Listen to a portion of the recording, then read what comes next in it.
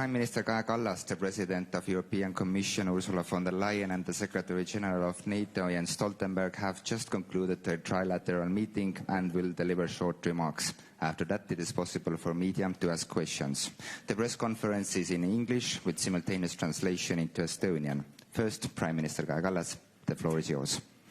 Thank you. Dear journalists, it is my great pleasure to see so many of you here today, as it is our Independence Day. Dear Jens, dear Ursula, I'm so glad that you accepted my invitation to join us here on our Independence Day when we celebrate our 105th anniversary of Estonia. This means a lot to me, and it also means a lot to Estonian people, so thank you for being here. Let me start by sharing a thought by Diacedes. The secret to happiness is freedom, and the secret to freedom is courage. Estonia had the courage to fight for our freedom. The same applies to our Ukrainian friends. Their fight for freedom today is a reminder that freedom is not given, and it needs constant care. Freedom also needs friends and partners. 31 years ago, when Estonia restored its independence after the Soviet occupation, we set as our foreign and defense policy motto, "We are never alone again." Jens, Ursula, your presence here today is its embodiment. Estonia is a proud member of the European Union and NATO. NATO and the European Union are the cornerstones of not only our freedom and security, but that of the whole Europe. Grey areas, however, create instability and lead to war. They must become the thing in the past.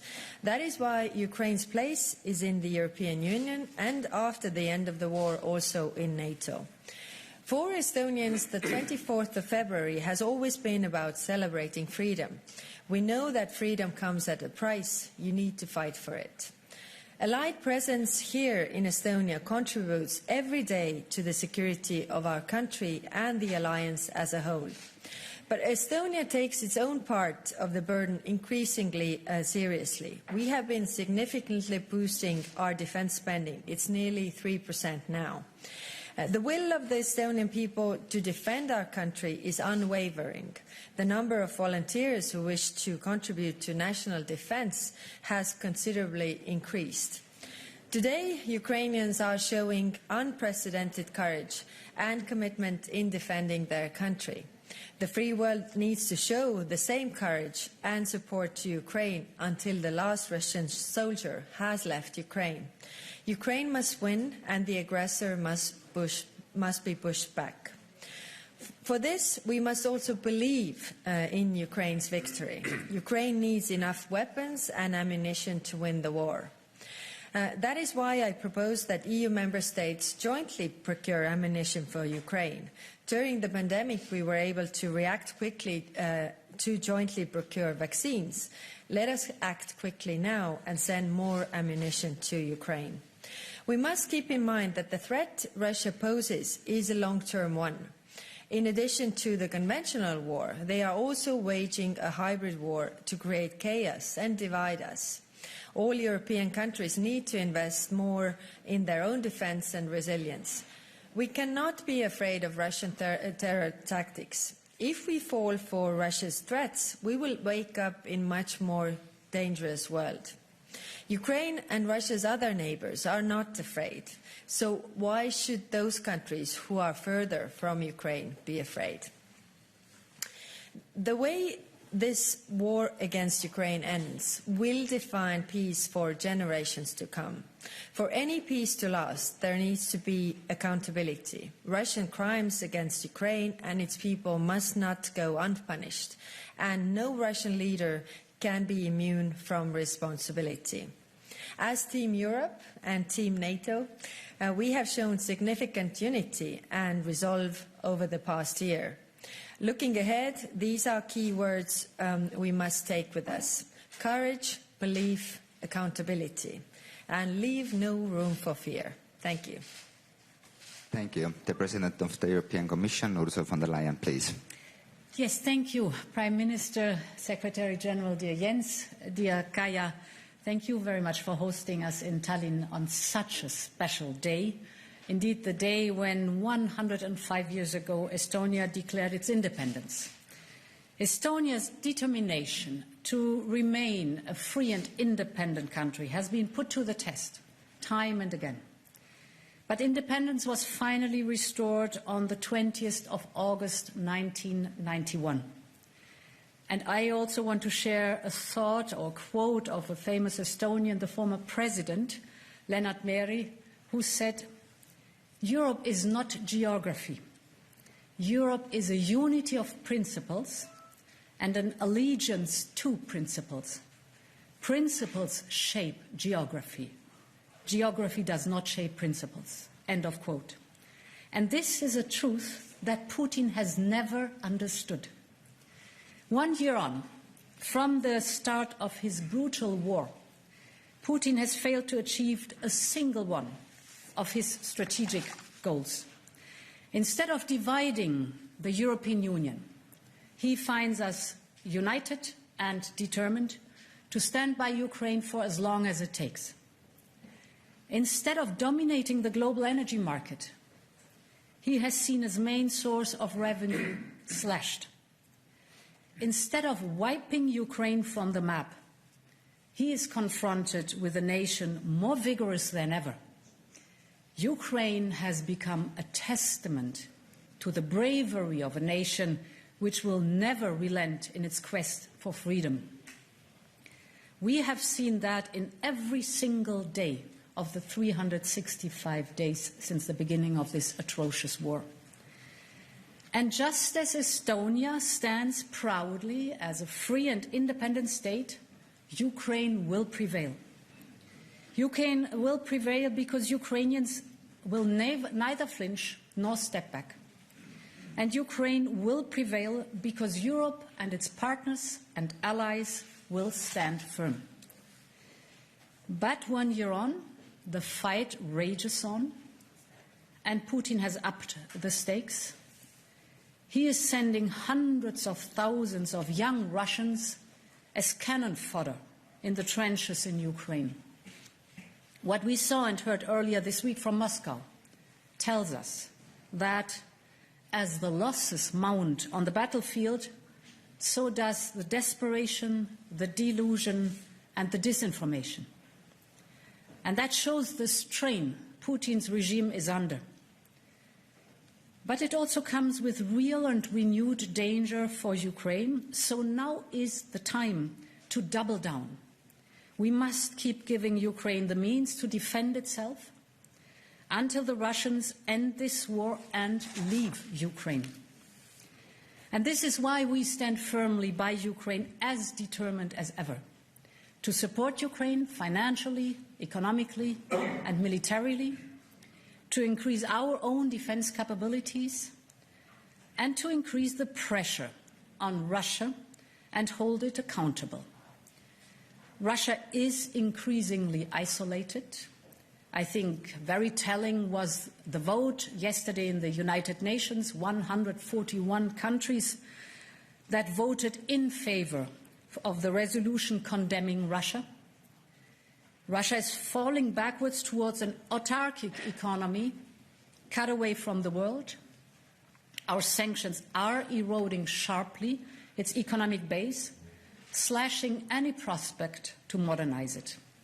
We will continue to put pressure on Russia and on those supporting it on the battlefield.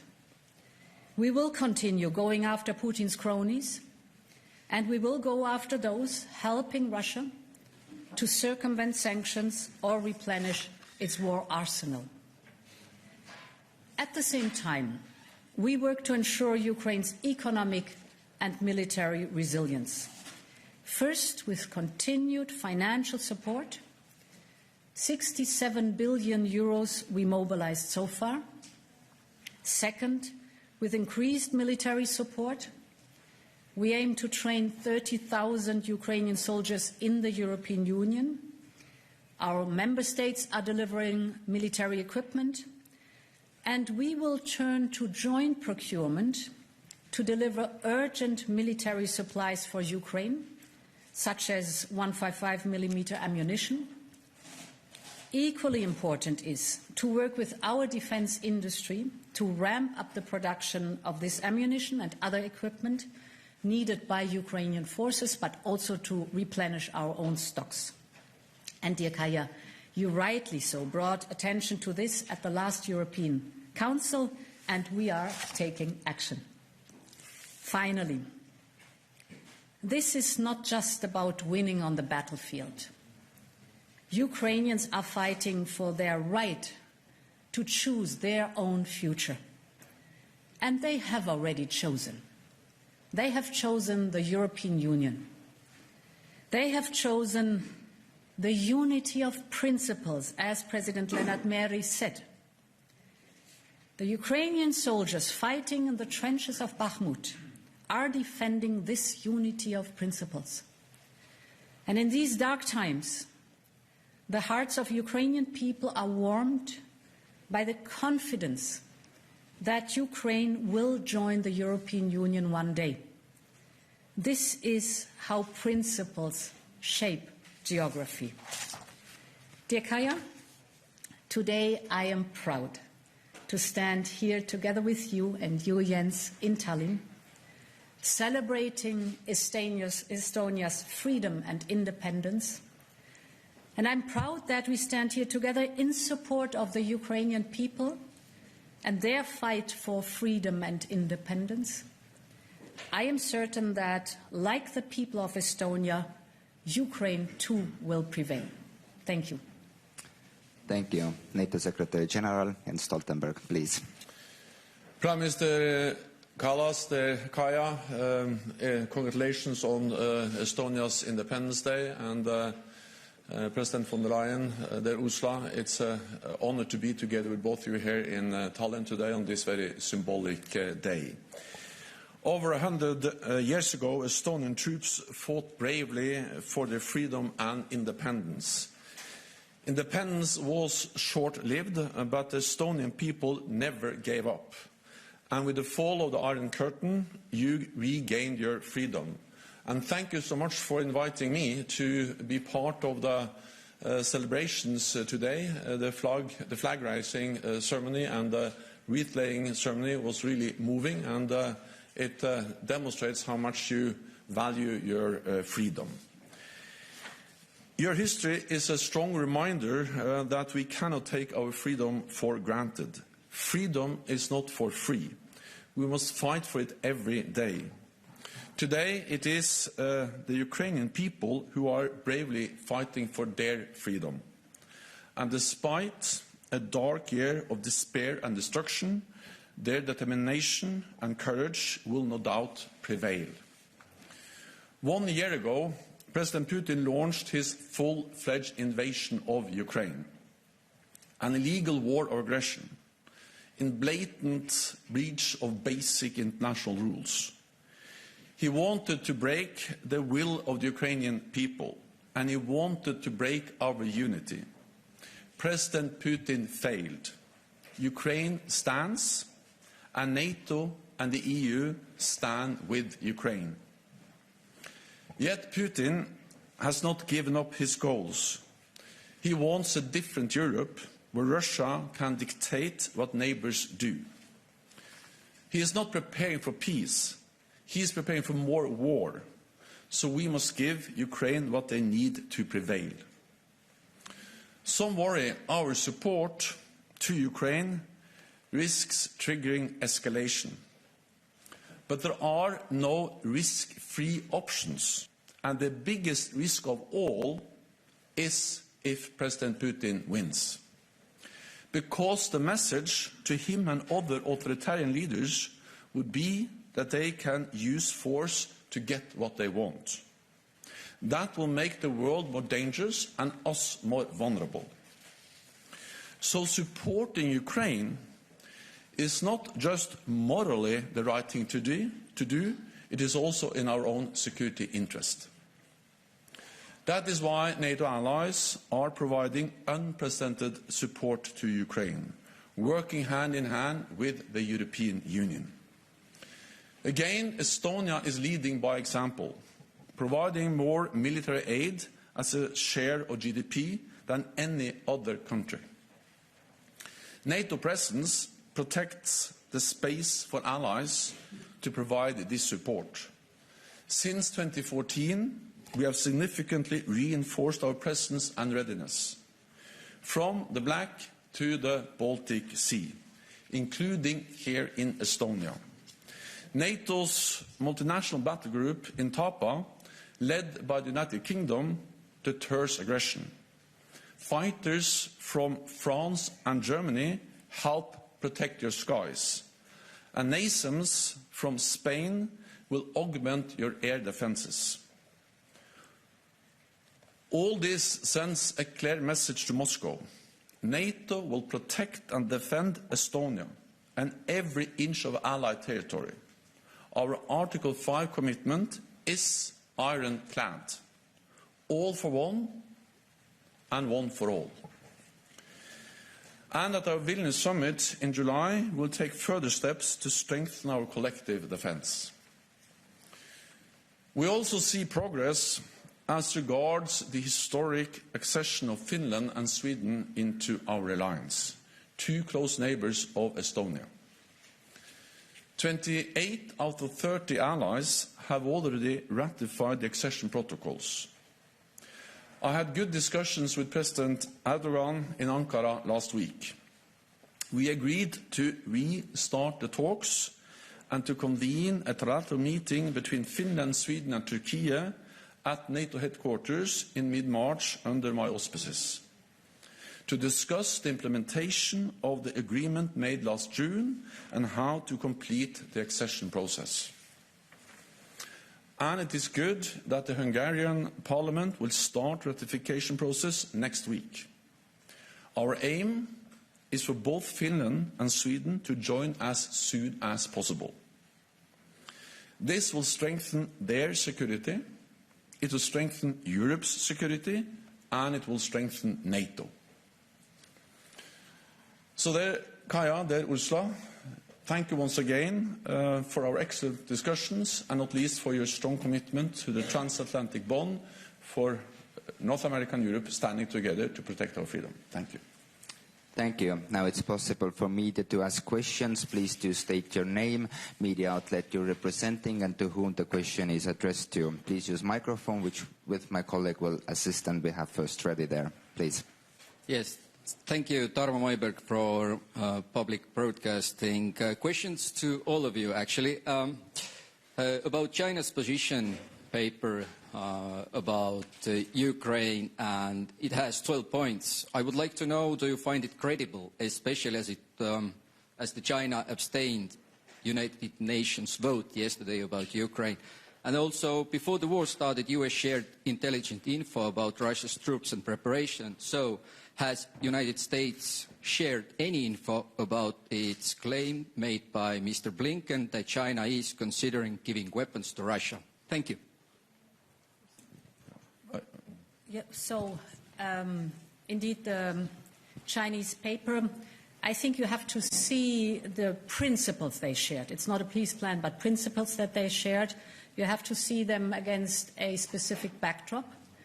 And that is the backdrop that China has taken side by signing, for example, an unlimited friendship right before the invasion, Russia's invasion in Ukraine started. So we will look at the principles, of course, but we will look at them against the backdrop that China has taken sides. On the question of supplies of military support from China to Russia, we have not seen any actual delivery of lethal aid. But what we have seen are signs and indications that China may be planning and considering to supply military aid to Russia. And China should not do that, because that will be to support an illegal war of aggression, breaching international law and violating the UN Charter. And China is a member of the UN Security Council, and they have a particular responsibility to protect the UN Charter, and this is a war aggression violating exactly that charter. Then on the proposals and the points presented by China. So first of all, China doesn't have much credibility because they have not been able to condemn the illegal invasion of Ukraine.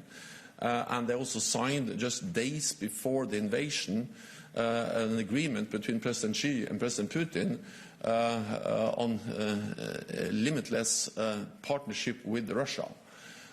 So I think what we see now in Ukraine is that President Putin is not preparing for war. He is preparing for the exact opposite, for more war, for more new offensives. And therefore, most likely, this war at some stage will end at the negotiating table. But if we want a peaceful solution, we need to also realize that what happens around that negotiating table is totally dependent on the strength and the situation on the battlefield. So meaning that if we want a peaceful negotiated solution where Ukraine prevails as a sovereign independent nation, then we need to support Ukraine militarily now. Because that's the only way to create the conditions where President Putin realizes that he will not win on the battlefield. He has to sit down and accept Ukraine as an independent sovereign nation in Europe. So military support today is the way to achieve a peaceful agreement tomorrow. Yes, actually, I have nothing really to add because all was said. UN Charter is also something that China is and should be respecting, and it says the principles of territorial integrity and also the right to defend one's country and sovereignty. So if they are providing military aid to aggressor, then they go against this UN Charter, and that is dangerous to the peace of the world in general. Thank you. We have our next one. Pradeep, please. My name is Külli Kapper and I come from the Postimees. I have one question to the President of the European Commission and one question to the Secretary General of the NATO. To the Commission, what measures will you take to prevent the circumvention of the European sanctions by the third countries? And to the NATO Secretary General, how NATO will help Moldova to secure its defense against Russia? So we are, in our sanction packages, we are increasing the measures to make sure that there are neither loopholes nor a circumvention. We have a sanctions envoy, David O'Sullivan, who is traveling to different third countries to reinforce the message that any kind of circumvention of sanctions will have consequences. For example, we have included in our sanctions packages the possibility to list persons or entities that are even from third countries that are circumventing the sanctions by exporting goods from or importing goods to third countries from the European Union and then bringing them to Russia. So here, increasingly, we are giving a very clear message. This will not be tolerated, and this will have consequences. On Moldova, of course, we are concerned when we see the challenges they face, and that's a direct consequence of the war in Ukraine. Moldova is a close and highly valued partner of NATO. We have been working with them for many years. We have agreed now to step up our partnership and also to help to build defense capacity. We have a tailored defense capacity building agreement in place to help to strengthen their different institutions and to help them to strengthen their resilience. We also welcome, of course, efforts by individual allies. I also know that the European Union is doing a lot to support Moldova, because I think if there's one lesson that at least we can learn from the war in Ukraine, is the importance of supporting those countries which are vulnerable for Russian aggression as soon as possible. And that also applies for Moldova. That's the reason why I need to work more closely and provide more support to Moldova. Thank you. Next one, please. Hello, Herman Gelomes from Delphi. As you all know, any positive signal from these two large multinational powers can serve as a boost for morale for troops on the front lines and an entire nation in suffering. So my question to President von der Leyen would be, Ukraine would like to begin accession talks to the EU within this year. Can you tell Ukrainians what their government can do to make that dream happen? And Secretary General Stoltenberg, President Zelensky is coming to the Vilnius summit, and Ukraine would like to see a clear pathway to membership there. So what can the Ukrainians do to make that dream happen? And I'd like the Prime Minister's thoughts on that as well. Thank you. Yes, the accession process is a merits-based process. So it's not a rigid time-wise, but it depends on the candidate country. And it is amazing to see the determination of Ukraine to go through this thorough process, but at utmost speed. And already their step forward to apply for becoming a candidate country, they had to do a lot, and it was impressive to see how they were delivering while fighting a war. It also shows the functioning of the administration and the highly digitized state of the administration, which is impressive. Therefore, it is, of course, in the hands of Ukraine how they perform, how they reform, how they improve the status of their country, with strong support from the European Commission, because this is our task, to advise and to support and to help as much as possible on that. So I can only say it is impressive to see the strong will of Ukraine to join the European Union, the willingness to reform thoroughly their country, and all this while fighting an aggressor. This is outstanding. It's in their hands. We will have, as a process, an oral presentation of the progress in spring to the member states, but more important is the report in fall that summarizes for all candidate countries in the accession process their progress during the year. And I am confident that Ukraine will excel in this report in the fall that then will be presented to the member states. I invited President Zelensky to attend the NATO summit in Vilnius in July. I really hope that he can be there in person, but of course it depends on the situation, because he is in the midst of a full-fledged war, invasion of his country. NATO's position on membership for Ukraine remains unchanged. We have stated several times that Ukraine will become a member of the alliance. At the same time, we all realize that the first step to ensure that that will happen is to ensure that Ukraine prevails as a sovereign, independent nation. Without a sovereign, democratic, free Ukraine, the membership will not be an issue at all.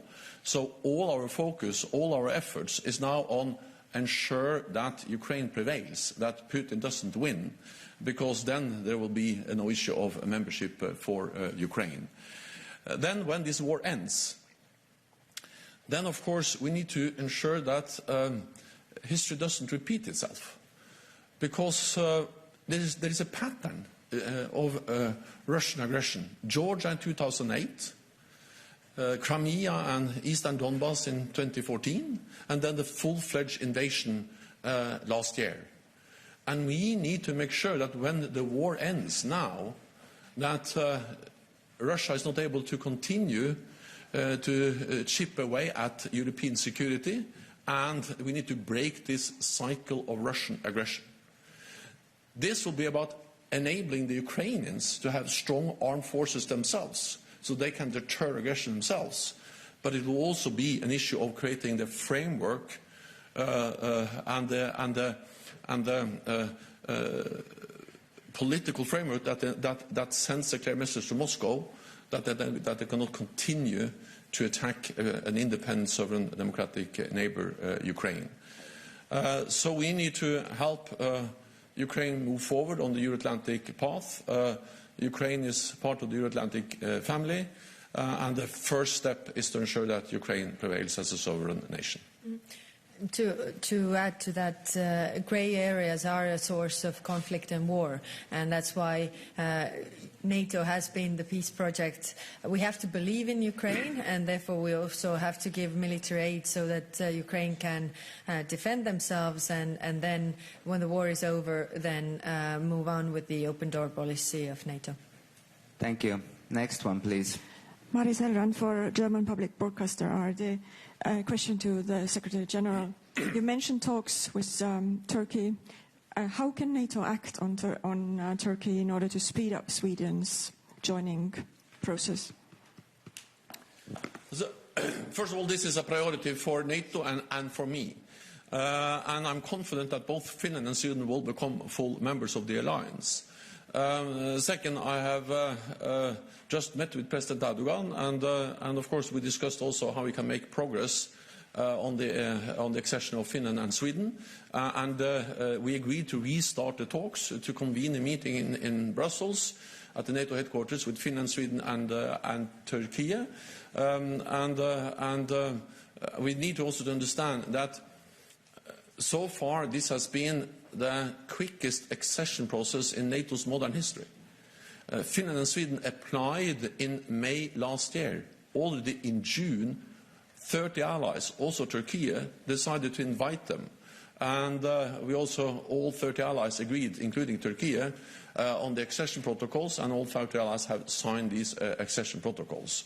Then 28 out of 30 allies have already ratified in the national parliaments. The Hungarian parliament had made it clear that they would start the accession process, also the discussions and the decisions next week. And then on Finland and Sweden,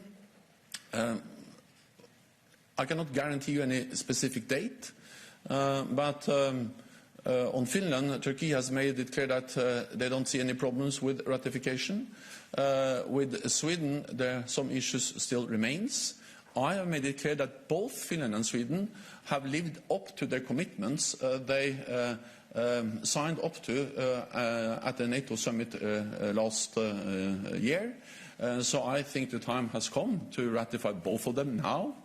But of course, Turkey has another position, and then we have this trilateral mechanism to address how to ensure that the accession process continues to move forward. And the most important thing is not whether Finland and Sweden joins exactly at the same time. The most important thing is that they join as soon as possible. If you can briefly add one more thing, and that is that we need to also understand that Finland and Sweden are in a total different place now. They're much more secure now than before they applied. Because as part of the accession process, they have now been integrated more and more into NATO's civilian and military structures, defense planning, capability targets. We exercise more together. NATO has increased its presence. Different allies have also provided bilateral security assurances.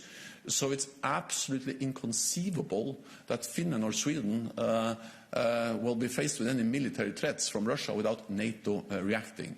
So we are making a lot of progress. We have come a long way already, and I'm confident that we'll also finalize this process. So, and time for final question, please. James Bayes from Al Jazeera. Secretary General, I've already asked you this once this week, but please, can you tell us what evidence you have that China is thinking of giving weapons to Russia? And to all three of you, I know this is the final question, so very quickly and directly, you're here for Estonia's independence, but what message directly to President Putin do you want to send today about Ukraine's independence? Well, we are monitoring closely what China is doing, and we have seen signs that they may be considering and planning to send lethal aid to Russia. This will be a very big mistake. This is very serious, and that's also why the United States and other allies have conveyed so clearly that this should not happen. Then briefly on the message to Moscow. The message to Moscow is that President Putin started this war. President Putin can end this war today by withdrawing his forces. If he doesn't do that, we will stand by Ukraine for as long as it takes. And allies have provided unprecedented level of military support to Ukraine. Because this is about Ukraine, it will be a tragedy if President Putin wins for the Ukrainians, but it will be dangerous for all of us. And therefore, this is in our own security interest to ensure that Ukraine prevails. Ukraine is not only fighting for its own independence and territorial integrity, but also for universal values. And these are the values of peace, respect for the international law, respect for the UN Charter, and therefore Ukraine is not only fighting for its independence but also for all of us. And we will stand by Ukraine for as long as it takes. We have shown resilience, unity and determination during the last 12 months, and President Putin can bet on the fact that this will be doubled down in resolve, unity and determination to stand by Ukraine. Yes, we are united, as shown, and we are united behind Ukraine, and Russia can't win this war. So sooner Russia realizes that this aggression was a mistake, the better to everybody. Thank you. So thank you, everyone. This concludes the press conference. Thank you for attending. Thank you for following online. Have a great afternoon. Head aastapäeva.